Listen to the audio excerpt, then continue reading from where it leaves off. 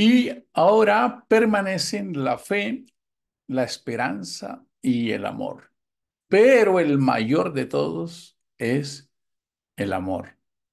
Hola amigos, un saludo especial de la familia Generación Cristo, de la comunidad Generación Cristo. Queremos extenderles un saludo especial hoy a todos los que están en línea, que nos escuchan en línea y a los que después también lo hacen a través de los canales. Queremos saludarles de manera especial.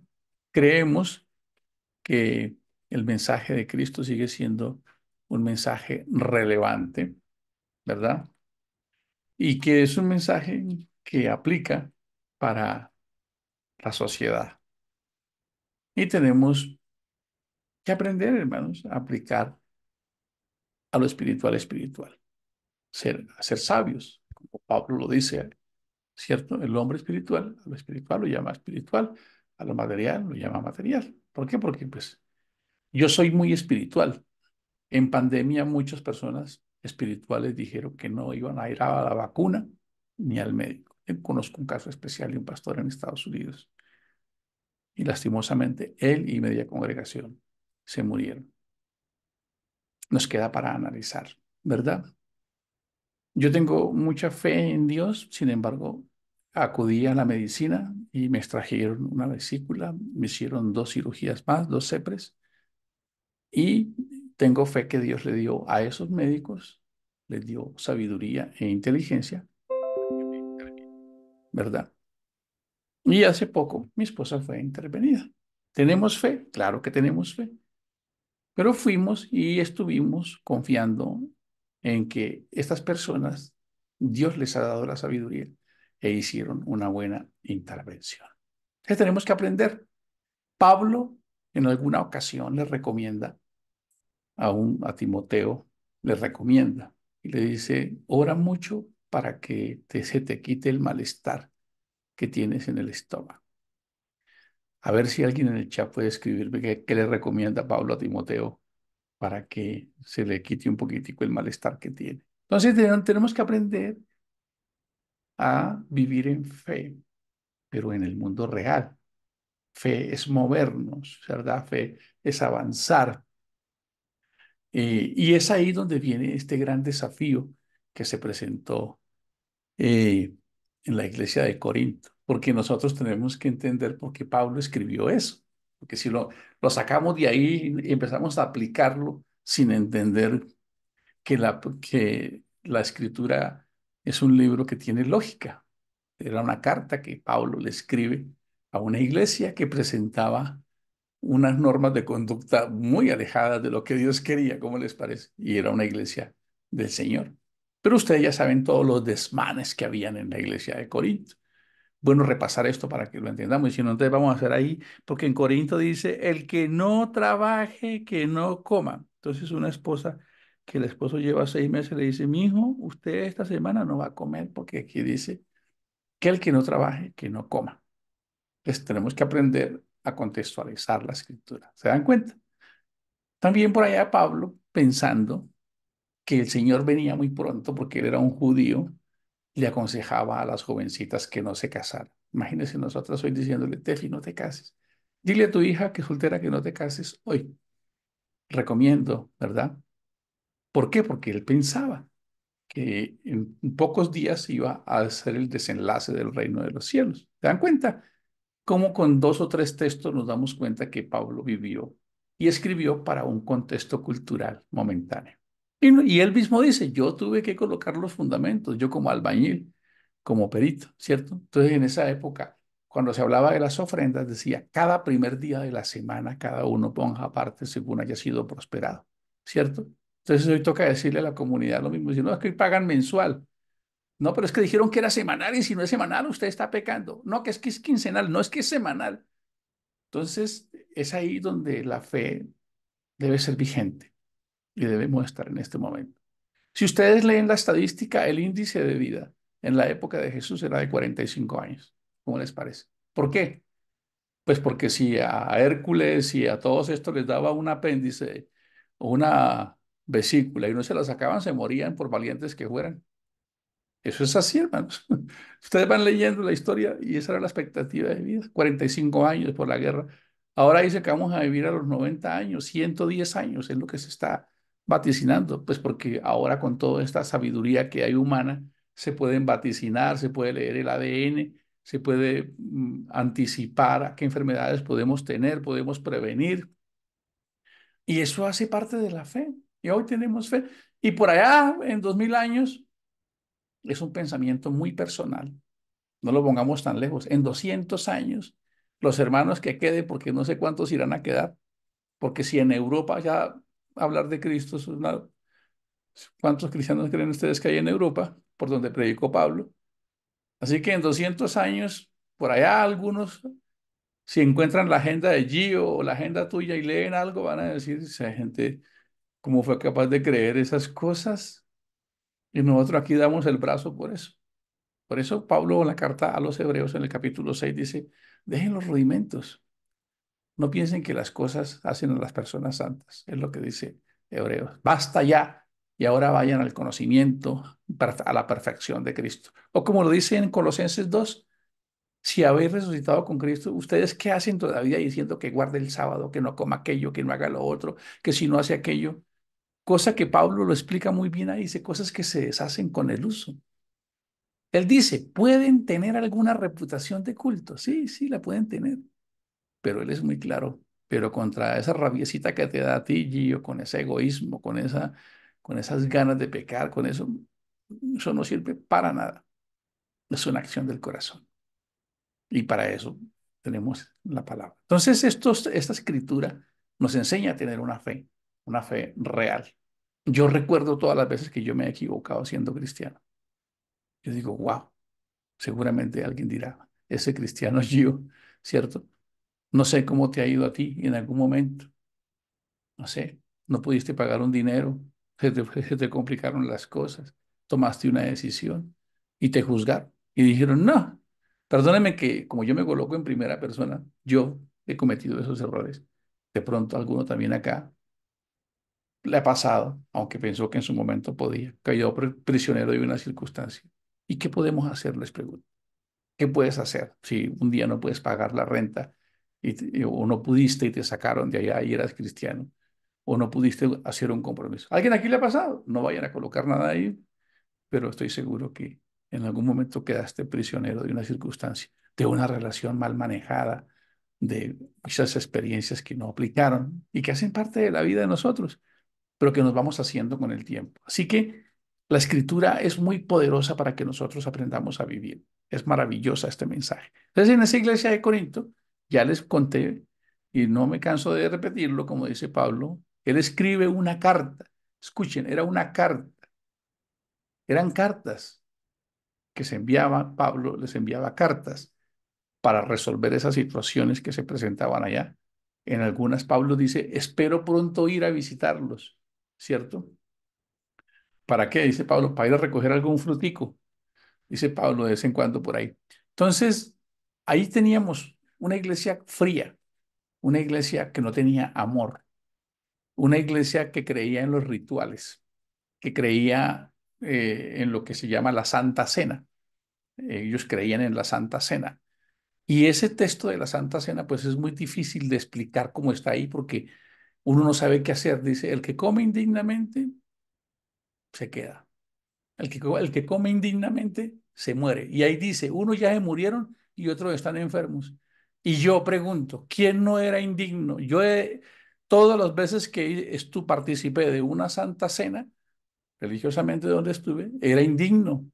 Se los aseguro que sí. Entonces, ¿quién es digno así como está escrito? Dice, algunos que comieron indignamente ya están muertos y otros están enfermos. Y el que no coma se queda y el Señor viene. Entonces quedábamos en un entredicho. Había mucha religiosidad. También se decía que los hermanos más consagrados eran los que hablaban en lenguas. Eran los más consagrados. Había un desorden impresionante. Así que Pablo tiene que acudir a una enseñanza muy profunda para que esa iglesia aprendiera a convivir de acuerdo al mensaje de Jesús. ¿Ven ustedes la importancia de entender el contexto? Allá es donde Pablo le dice que la mujer es mejor que no se corte el cabello o que se cubra. ¿Sí lo han leído? Eso tiene un caso particular. Y es que en esa época las mujeres que eran de la profesión más antigua eran clientes de los senadores y de todos aquellos hombres reputados. Así que se peinaban así bien lindas con un cabello esponjado. Entonces iban por la calle y la gente empezaba a decir, mira, allá va Bertulfa. Bertulfa es de esas que, perdónenme, aquí hay una palabra toda rara que utilizan por ahí, ¿cierto? Para hablar de aquellas mujeres que cobran los servicios sexuales, ¿de acuerdo? Entonces, Pablo, escuchen por favor esto con mucha atención, queriendo darle un consejo a las hermanas de la iglesia, que algunas se querían también hacer los rayitos y el afer y todo aquí. Entonces Pablo dice, no, no, no hagan eso porque las confunden, las confunden. Entonces mejor yo les voy a dar unas instrucciones para que cuando las vean no piensen que ustedes son de esas. Usted lo lee y él dice, con todo esto, si alguno quiere ser contencioso, nosotros no tenemos tales costumbres, ni la iglesia del Señor. Perdón, ¿qué? Costumbres. Muy bien, pero ustedes lo importante de entender la escritura, para que sepamos que estamos en una fe madura y que hoy Pablo termina diciendo, mire, todo eso va a cesar, porque allá empezaron a decir también, bueno, ¿y quiénes son los más consagrados? Los que predican. Esos son los más consagrados. ¿Quiénes más? Los que hablan en lenguas. Por eso él empieza a hablar de los ministerios, que el que predica, que el que tiene sabiduría, que el que tiene discernimiento. Él y hace un listado de todos esos dones por los cuales se medían los carismas. Entonces él termina diciendo, pero todo eso pasará a otro nivel. La expresión más correcta no es que va a desaparecer, sino que no es la prioridad. No va a ser la prioridad. O sea, el nivel de espiritualidad no se va a medir por todas estas cosas, se va a medir realmente por la forma en que tú te comportes en el día a día. ¿Cómo les parece? Parece como un mensajito por ahí parecido al de Generación Cristo. Entonces va a decir, van a desaparecer las lenguas, van a menguar la sabiduría, ese prohombre, ese iluminado al que hay que tocarlo. No. Y van a permanecer la fe y la esperanza y el amor. ¿Cómo les parece? Pero me dio muchas vueltas en la cabeza entender por qué la esperanza, la fe y el amor, ya lo hemos venido desglosando, que la fe nos sirve para el presente.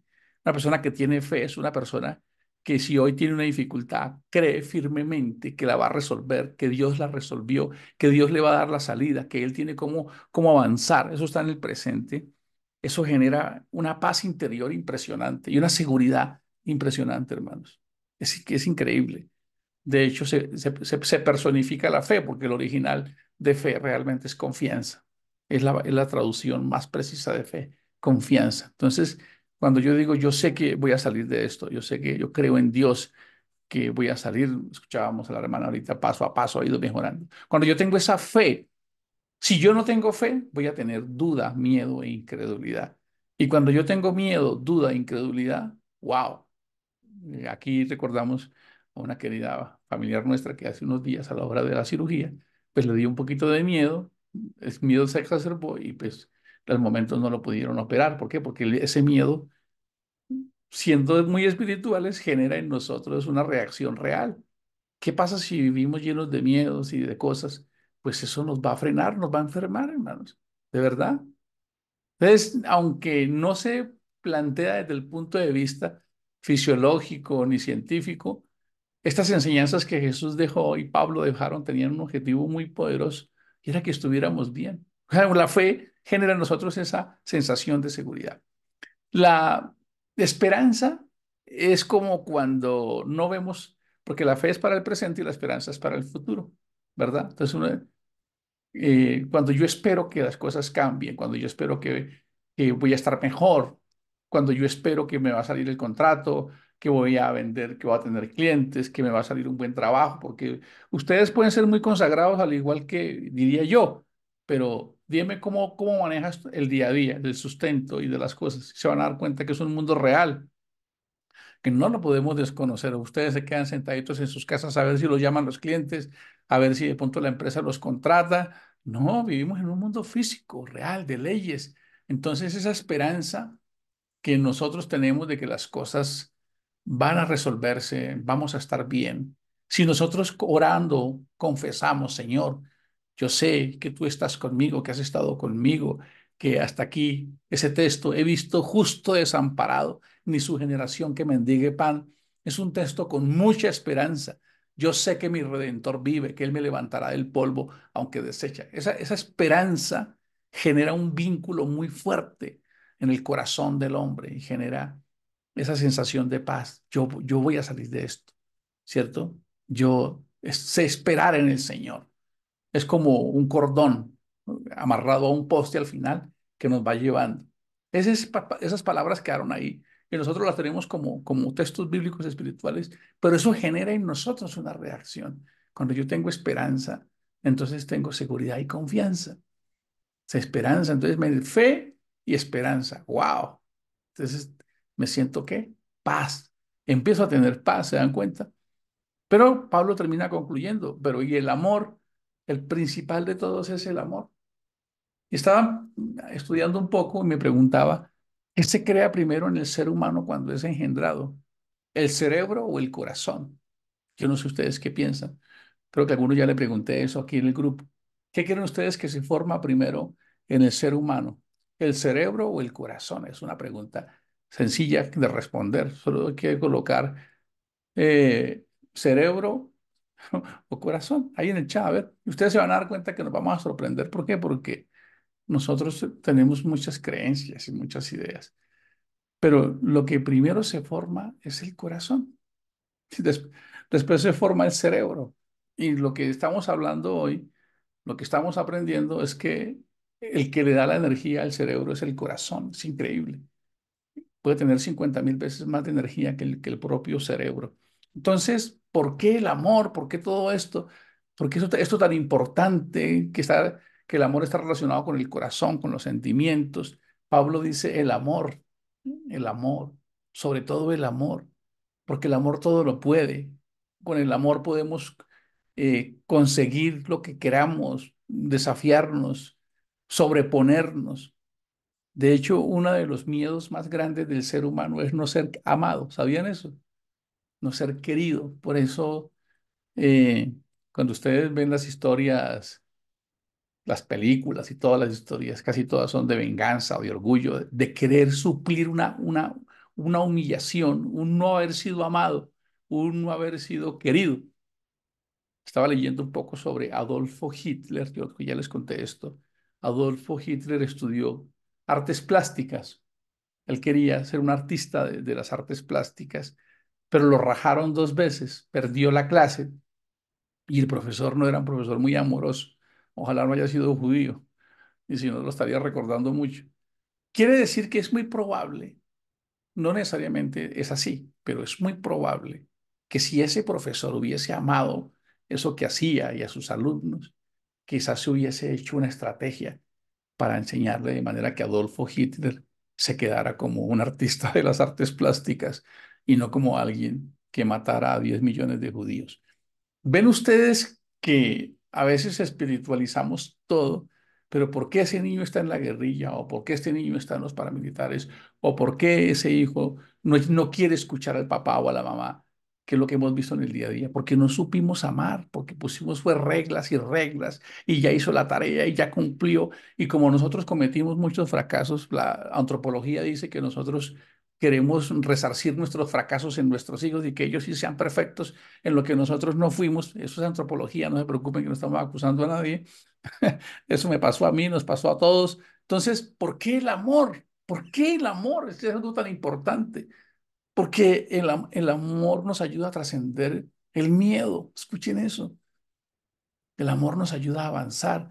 El amor nos ayuda a renunciar a todo aquello que nosotros le tememos, a trascender la envidia cuando decidimos amar.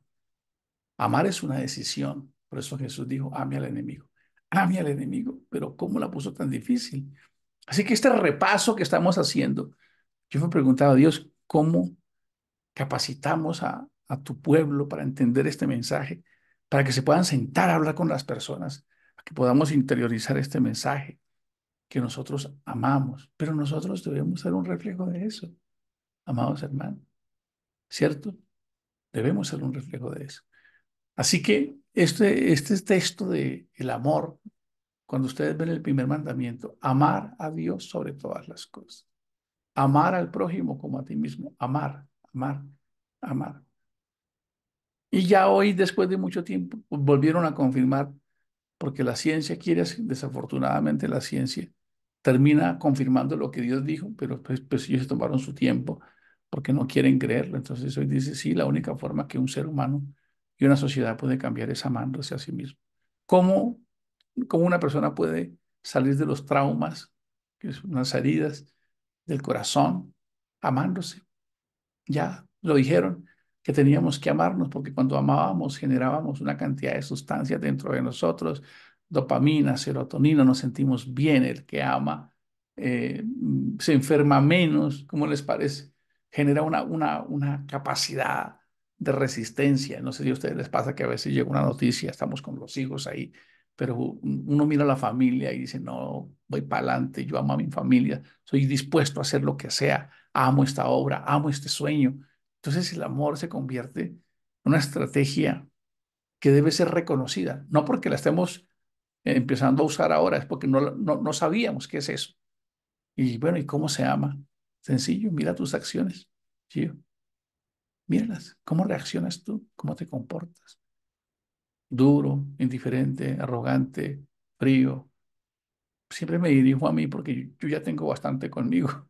Cada uno de ustedes se mira en el espejo de la palabra y saca su conclusión, ¿cierto?